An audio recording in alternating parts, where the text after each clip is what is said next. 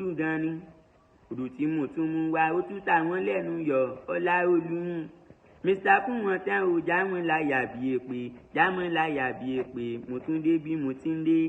èmi náà kọ́ ọlọ́run ló pé kó rí bẹ́ẹ̀ bọ́bí àrí ọlọ́run ni láolúwa mú dé o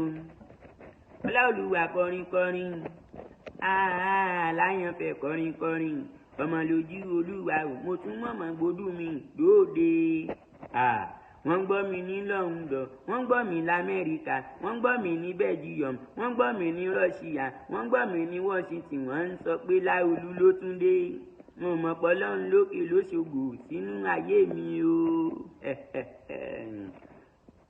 mo kí gbogbo ẹ̀yin olólùfẹ́ mi tẹ́ ń láǹfààní láti wò mí lọ́wọ́ láǹfààní láti máa gbé mi Ọláolúwa Àtúnbí Mr. Gbenga Adeboye abẹ́fẹ́ jẹ́ǹgbé tí èlé tẹ́ ń láǹfààní láti máa wò mí Gbenga Adeboye lọ́wọ́ pé ẹ̀ ní dààmú ẹ̀ sì ní fòrò lágbára lọ́wọ́ Ọlọ́run ó dáa kéèyàn já ni o ó dáa kéèyàn já gan ni o ó dáa kéèyàn já o ọ̀rẹ́ mi jára ẹ kò tí ì yẹ bẹ́ẹ̀ yẹn always time jára ẹ ẹ̀dọ̀ bẹ́ẹ̀ bá fẹ́ ṣe súná ọmọ ńlẹ́ ọ̀dọ̀ yín bẹ́ẹ̀ pé aláàfáà ni àfáà tó bá já ni kẹ́ ẹ pè ọmọ yín náà lè já kò ní lè gọ̀ àbí ó ti yẹ yín ẹ pé pásítọ̀ kan ní ẹ má pe àwọn pásítọ̀ sìmẹ̀sìmẹ̀ ẹ máa pásítọ̀ tó bá já yẹn tó jú wọn ó ti yẹ yín báyẹn àwọn ní kẹ́ ẹ pè ọmọ náà ó lè já yóò lè sá pàápàá ó ti yẹ yín báyẹn ǹjẹ́ wo ní ọlá pé dáàdì mi àti mọ́mì mi wọ́n ń jẹ́ nìkan tí wọ́n mẹ́nu ẹ̀ wọ́n máa pásítọ̀ dáadáa tí wọ́n já gidi àtàwọn àfáà gidi torí méjèèjì ló wá sọ ọkọ ọmọ níjọ́ tí wọ́n bí mi sílé ayé bíbẹ̀ bá kọ́ èyí bá gọ̀ díẹ̀ kọ́lọ́mọ́jà bí dèdè lọ́mọ kọ́lọ́mọ́jà gọ̀ sàmì jọ́ náà lọ́run la wà lẹ́kọ̀ọ́ ni mo wà lẹ́kọ̀ọ́ mo bá lọ mo bá ń bọ̀ nu mọ́tò gbúrúrú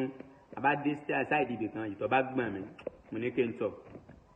dẹ́bà ni lè tàn bẹ́ẹ̀ mo ní máa tọ̀ mo ṣe bọ́lẹ̀ nu mọ́tò nù mo bá ní máa tọ̀ báyìí sun mo ti ń tọ̀ rúrú ẹ̀kan mo kàn ráwọn tọ́ọ̀gì yẹn mo gbọ́ aláyé wo bí tí wọ́n tọ̀ sí arábó ni wọ́n ó dẹ̀ tọ̀ sí ẹ̀ kí ni kan ṣe bá yẹ fún mi lóhùn bẹ́ẹ̀ mi náà kàn fún wọn lóhùn padà aláyé gbàgbára lè dáyẹ̀ mọ́ ni